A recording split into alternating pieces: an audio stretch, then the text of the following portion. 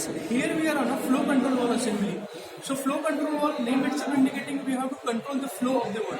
Sometimes you need a partial flow, that is 50% flow in the pipeline. Sometimes you need 30%, and sometimes you need 80%, and sometimes that is full load, that is 100% opening of the wall.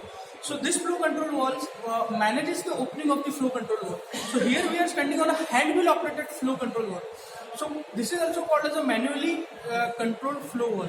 I must say when we purchase the flow control wall with the hand wheel that is manually operated, its cost is increases by 50%. That means there are some parts which are additional to the normal flow control walls. So here this is called the main body of the flow control wall, which is this is say inlet, this is say outlet. So say water or fluid coming in from here and going out.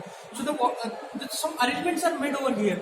This is the main body of the flow control wall. This is the head of the flow control wall, and this is the hand wheel. With the help of particular head, it is mounted to the top head of the flow control wall. So while doing particularly the disassembly of this particular flow control wall, you have to remember you have to separate this head from the main body. So what we are doing for that, we are having a particular arrangement. So you have to take a 27 number of spanner over there, and you have to separate it out. This way.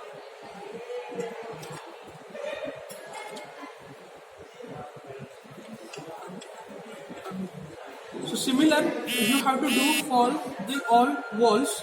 Remember this while this is very simple, but when you are assembling this top head with the wall body, so manually what we are trying to do, normally if you don't aware the functioning, you just go on tightening from this way or anti-clockwise way, but it is wrong practice.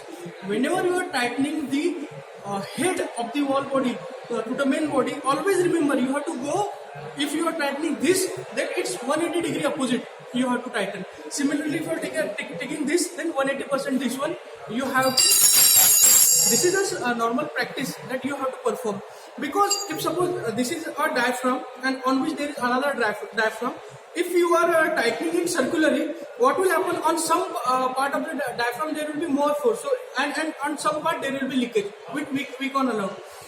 Here when we are understanding the working of the flow control wall, here in the main there is a wall seat on which the wall is mounted. So that wall is operated by particularly this hand wheel. When you move this particular wheel anti-clockwise, the wall seat raises up and it forms a passage from which the flow occurs.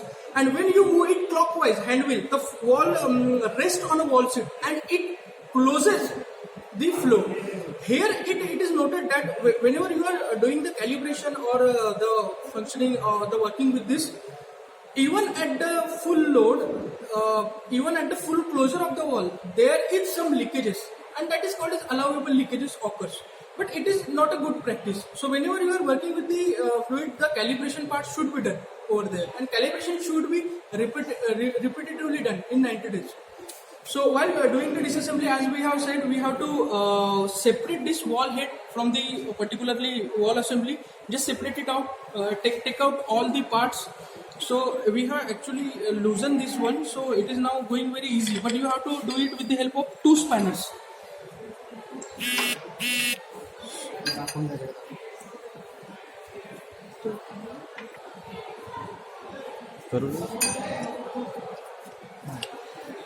Tight कर दो, tight कर दो, tight कर दो, anti clockwise करो, हाँ.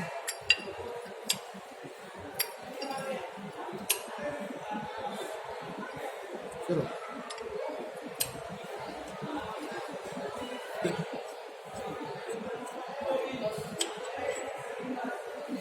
Okay, आता start करो ना. So when we raise particularly this, it will be look like this. This is a particular rod. Below this there is a wall, okay, that, and this is a particularly top head mounting on the wall. Let it down. चलो जास्त ही करू नका, stop कर.